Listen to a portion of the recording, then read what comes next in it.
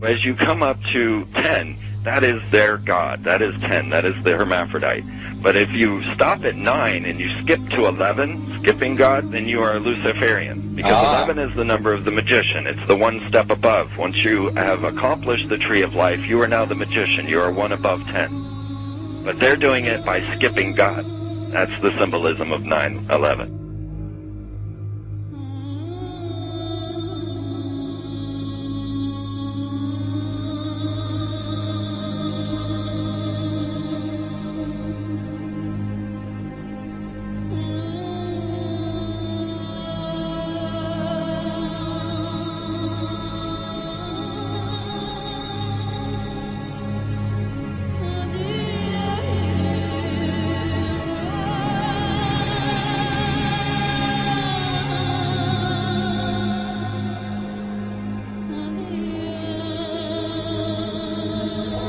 It is a big idea, a new world order. We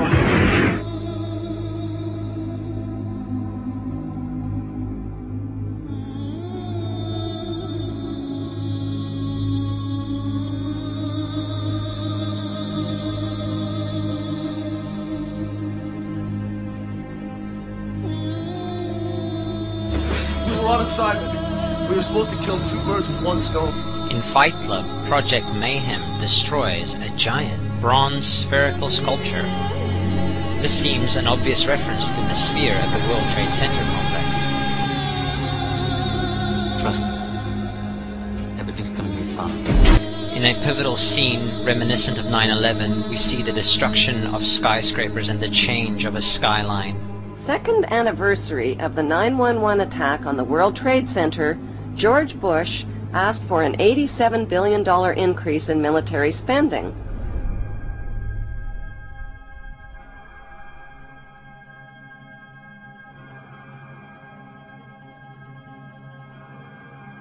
In 1904, Crowley would receive the Book of the Law soon after meditating in the King's Chamber of the Great Pyramid.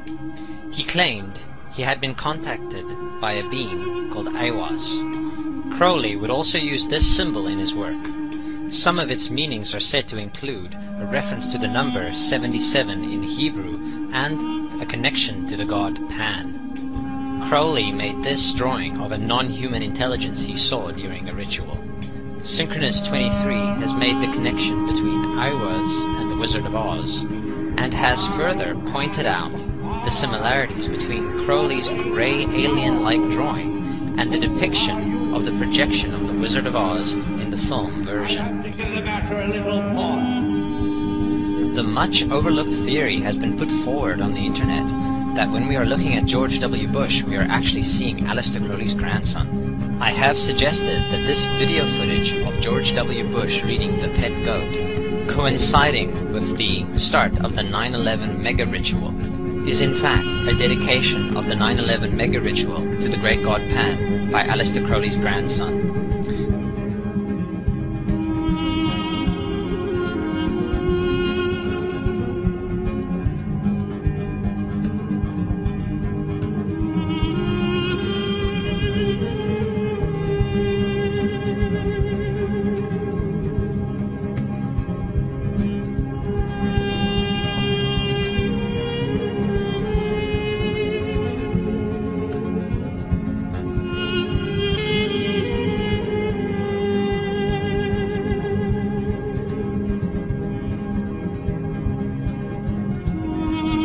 Things get a little weird.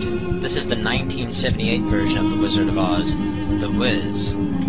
Again we see the Emerald City connected to New York. On arriving at the end of the Yellow Brick Road, Dorothy and her companions go through the circular portal. Through the door we see 3 pyramids.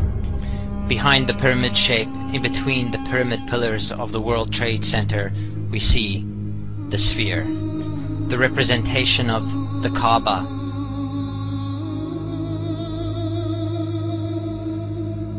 The inhabitants of Oz dance around the sphere in ritualistic fashion.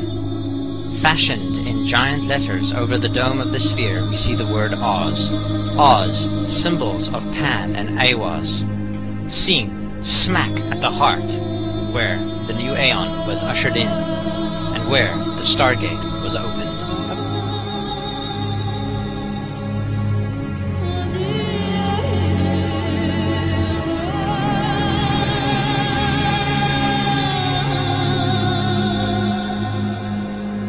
Between the Twin Towers is called the Spherical Caryatid. It was made by artist Fritz Koenig and was nicknamed the Sphere. We see that Koenig made this thing in Bavaria, the same place where the Illuminati was founded.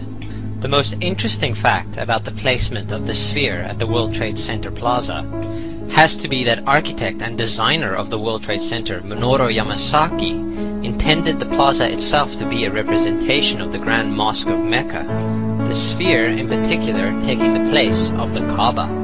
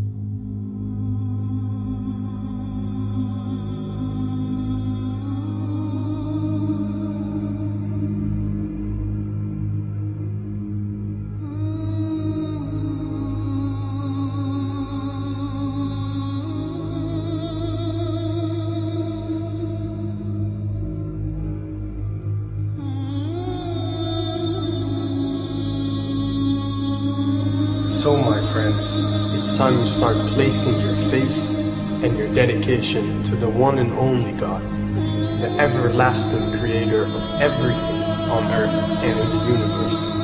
He is greater than anything our minds can comprehend. Do you know how many times Muslims are required to circle the Kaaba when they visit it? 7 times, each counterclockwise. Would you like to know why? You see, what binds us as humans to this life and to this dimension and to this earth is the limits of time and space. We are bound to this dimension and this reality through time and space. Hence, if one wants to leave this dimension or leave this reality, he needs to break away from time and space. So when you visit the Kaaba and you rotate counterclockwise, what is this practice actually doing? It is literally helping you elevate your soul and elevating yourself to break away from time and space so you can touch something so unique and so beautiful and so powerful that it changes your life forever. And if you don't believe me, ask anyone who has visited the Kaaba how he or she felt or how their lives have changed ever since.